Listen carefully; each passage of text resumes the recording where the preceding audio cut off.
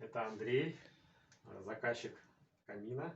Мы уже здесь второй раз. Первый раз делали банную печь, да? Да. Портал для банной печи устанавливали. Отлично. Теперь вот сделали камин. Как вам камин? Очень, очень хорошо. Вот. Тут даже можно и не говорить, вон какая шикарная эта самая вещь. Очень красивая, гармоничная.